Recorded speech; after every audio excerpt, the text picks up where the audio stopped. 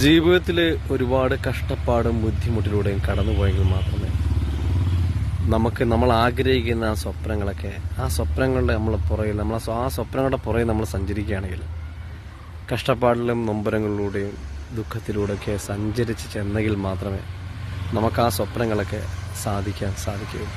നമ്മളൊന്നും ഒരുപോലെ ഇങ്ങനെ കഷ്ടപ്പാടിലും ദുഃഖത്തിലും ഈ നൊമ്പരത്തിലും നിൽക്കത്തില്ല.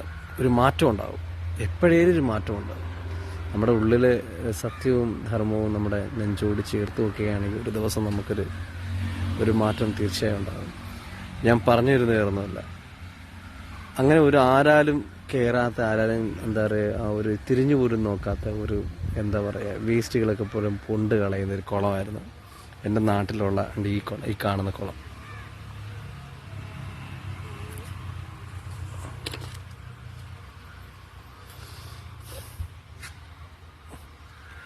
ഞങ്ങളുടെ അടുത്ത് ആല ഇറക്കം എന്ന് പറയുന്ന ഇറക്കമുണ്ട്. അതിൻ്റെ താഴെയാണ് ഈ കുളം സ്ഥിതി ചെയ്യുന്നത്.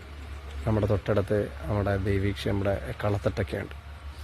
ഇപ്പോൾ ഇവിടെ വളരെ ഭംഗിയാണ്, നമുക്ക് എന്തെങ്കിലും സന്തോഷത്തോടെ ഇവിടെ വന്നിരിക്കാൻ പറ്റും വൈകിട്ടൊക്കെ.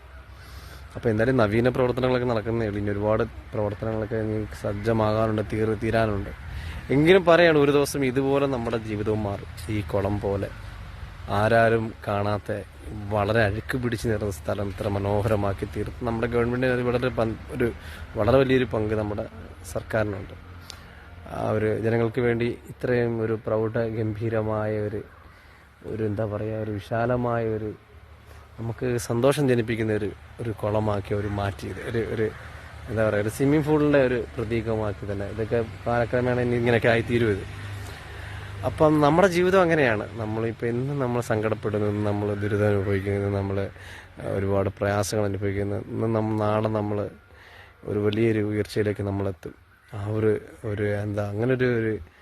ഒരു സ്വപ്നങ്ങൾ എപ്പോഴും നമ്മൾ കാത്തു സൂക്ഷിക്കുക.